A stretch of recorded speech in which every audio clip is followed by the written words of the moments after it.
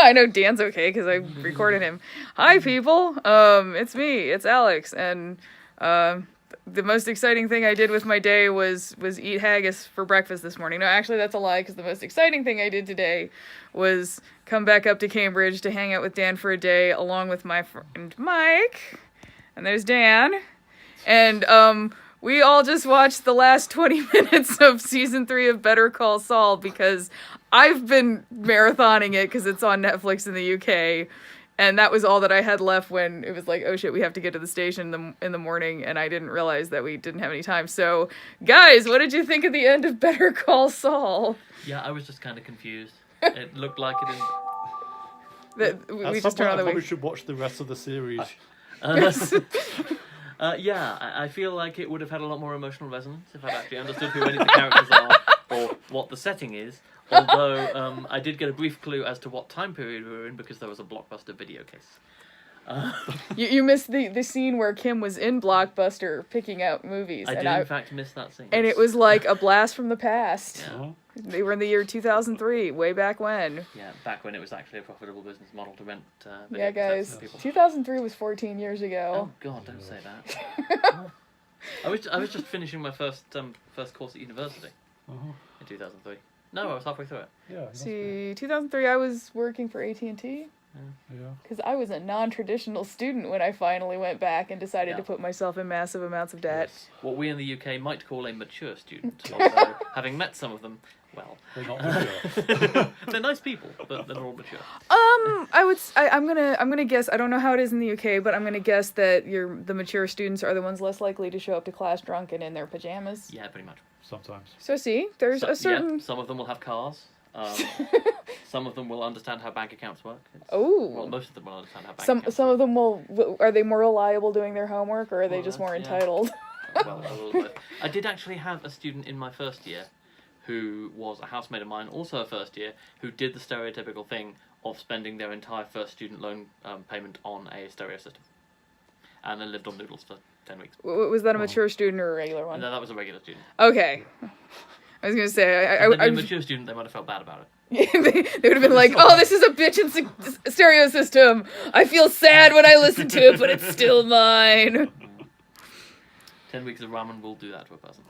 God, that's... Well, your guys' student loans are just a lot nicer than ours, I feel like. I suspect so. I don't know. Well, I mean, if nothing else, Mike actually paid his off.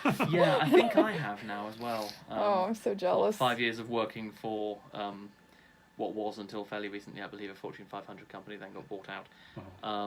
We'll do that, I guess. But it's like, we are very much in the 10-20% of the population who expects to pay off their student loan in a reasonable period of time. And notably, of course, Mike and I are from the period before the tuition fees and loan amounts both got tripled.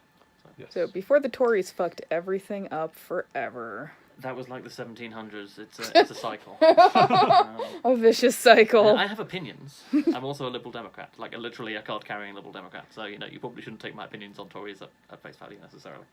No, Tories are the fucking scum of the earth. Well, I mean, tell me I'm wrong. I don't like them. They are they are authoritarian fiscal conservatives who appear to lack any understanding of how the majority of the population actually lives day to day. The regular members of the Conservative Party probably aren't that bad, but the people in government and the regular members elect them reliably. So, well, it's kind of like the whole there are local Republicans that are okay, but the ones in national government are total shitheads. Yeah, so you can't get elected in the US until you're a millionaire. At which point you're not exactly gonna know what the middle. Oh my God! So there was this thing on Twitter today where a guy was like, "Well, if poor people need money, why don't they just buy stocks?" Yeah, I saw that. How? Yeah. I will not buy bread this week, so I will have my sandwiches as the filling floating in midair, and I'll buy 2 shares in General Motors. No. I think how it works. Yeah, I was gonna say I think that you could buy 1 share in something that was shitting itself, because General Motors is actually pretty good. Yeah. As far as I know, I don't understand the way stocks work, which is why I've never felt the need to do speculation, because it seems like a good way to lose money if you don't know what you're doing. Yeah. Yeah. But let them eat stocks. Yeah, it's like, well, rule one of investing in the stock market is you really should understand the thing you're investing in. Like, if you don't understand, say, computers, maybe don't take 10 shares in Nintendo. Like, this actually happened. There were people going to the Nintendo... Like, I think this actually happened. Tell me if I'm wrong. This happens. People going to the Nintendo shareholders meeting and standing up and saying, "Why are you making a game about X? Nobody I know wants to play it." That's nice. Well, we did do some market research, you know.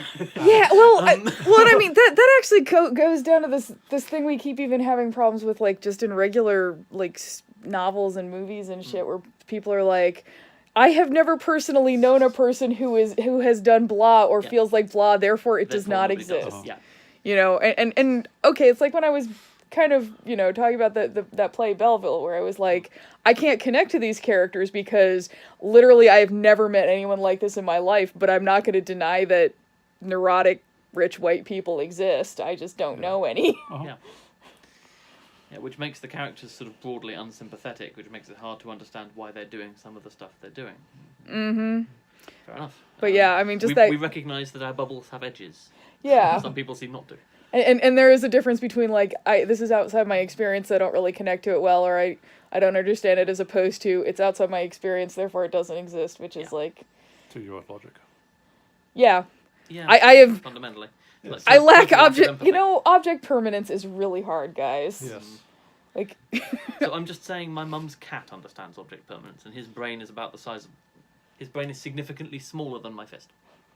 I heard that a cat's brain is about the size of, like, a walnut. I've heard that, but I don't know how big a walnut is. How do you not know how big a walnut is?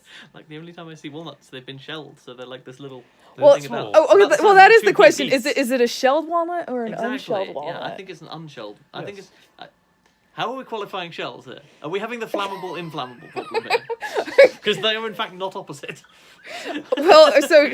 What does it mean for a walnut to be shelled? Tell me. Oh God! Are we talking? Town being Wait, shelled? no. Are we talking about shelled as an adjective or a verb? That is, in fact, the question. My understanding is that a shelled. You can shell. You can shell. Yuck! I'm so confused now. You cannot shell a shelled walnut. I mean, But so you can shell unshelled walnut. So wait, so would that mean that a walnut in the shell is actually shelled. is unshelled? Has not been shelled. So but it is is- shelled. At the risk of popping our stack a couple of levels, I believe a cat's brain is approximately the size of a walnut shell. There we go. There we go. But We're not I don't know actually how big drunk. that is. I want to think it's point that about the out. size of a ping pong ball, but that or a golf ball. That's a better referent for me. Because it's not shelled. Yeah. Yeah. Okay. I mean, I will just point out that this conversation is happening, and I'm the only one who's had anything to drink, and I've only had one beer, and I'm not that weak. So, that's... Yeah, This fuck is you, live on my Mike. sofa. Yeah, live on my sofa. This happens. Yes. Deal with it. So what is the flammable, inflammable things? Are Tories flammable or inflammable? We honestly had this discussion in an IRC channel that I was in a couple of years ago. It's like, wait, flammable and inflammable aren't opposites. Probably shouldn't have candles on that side table. Next to the sofa. Wait, no, I mean, I thought they were opposites, because if something is flammable, it can catch on fire. Yes. And if it is inflammable, it can't catch on fire. Right? I don't know. Words have meanings. So, okay, Yes. there is the difference between flame resistant and flame retardant. That's true. Yes. But inflammable implies that it is incapable of catching on fire. If I really want to help at this point, and spoilers, I don't. How are you spelling inflammable? With an I or with an E? Oh, okay. So I assumed that we were spelling it with an I. If it's an E, then all bets are off. I was spelling it with an I. Okay. I should make it clear. But, inflammable sounds highly ignitable. Is anything truly inflammable though? That is a good At a question. high enough temperature and pressure, I'm pretty certain you can light water on fire. My friend James did that as an A-level project. Point.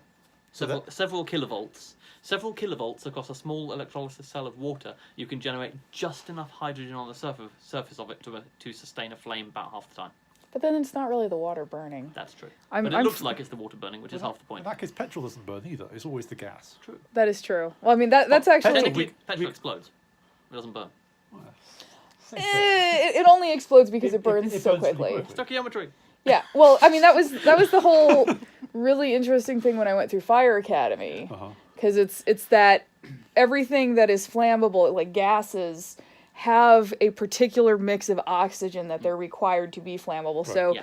they were talking about, like, you have this problem where, say, someone's got their hot water heater in their basement and the pilot light goes out and the basement fills with natural Yeah, and gas there's gas, but nothing happens until you open the door and and then the there's oxygen oxygen. Yes. Yeah.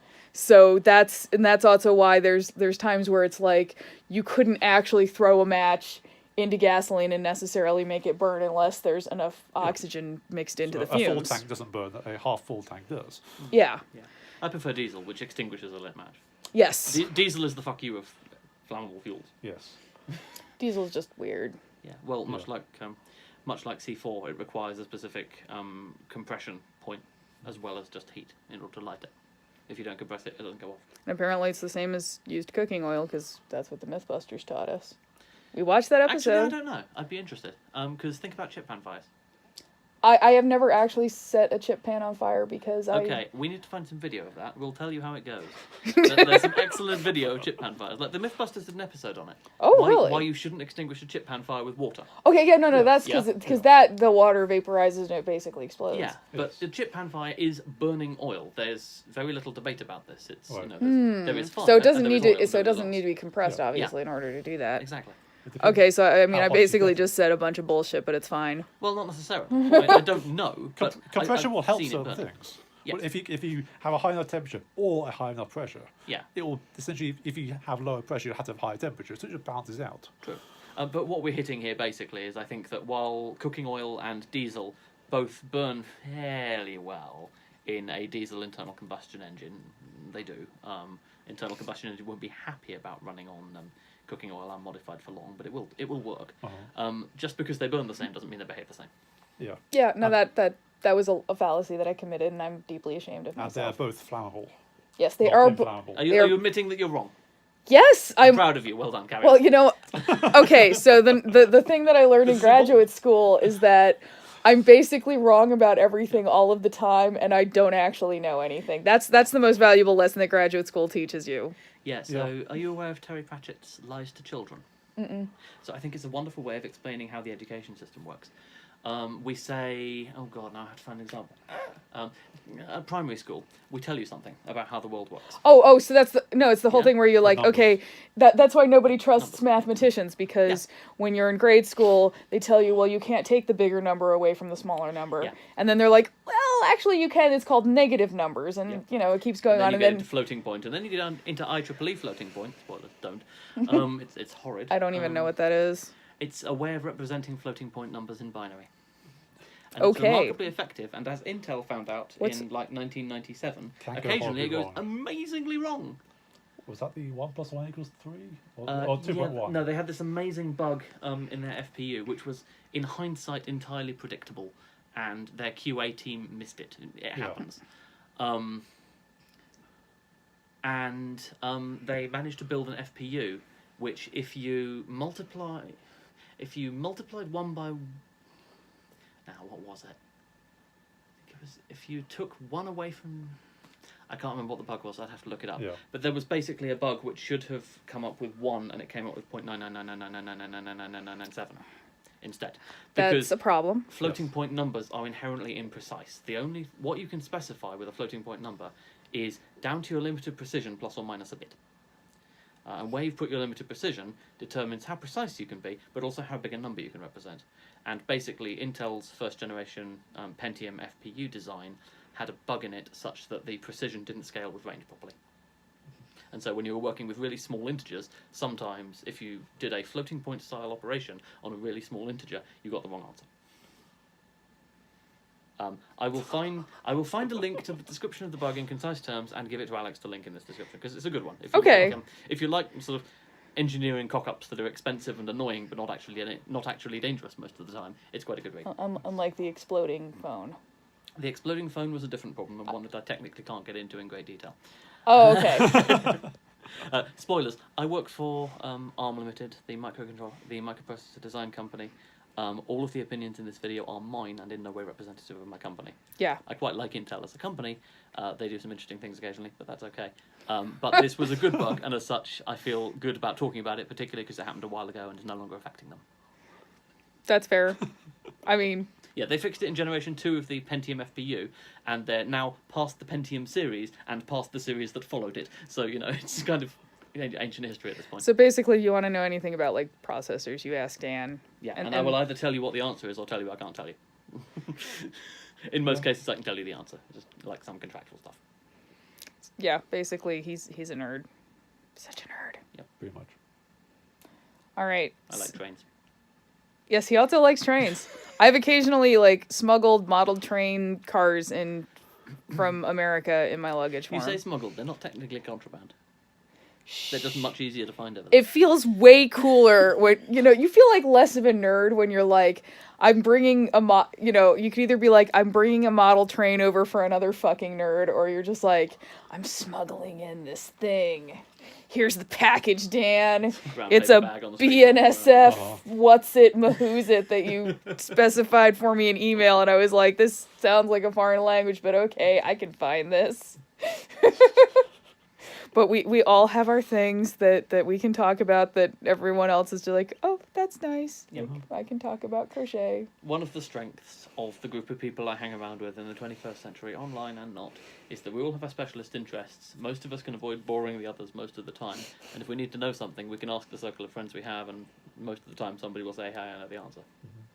See, and if anyone ever tells you that the internet is terrible and, you should never talk to people on it or whatever because it keeps you from having real friends, these are real friends of mine that I met thanks to the internet, so... And mostly talk to on the internet. I see you face to face, once a year? Yeah. Pretty much. If that. Yeah, and instead we just, yell at each other on Twitter occasionally. Alright, that's 17 minutes, so we'll say goodbye now. Say goodbye, guys. Bye, guys. Bye.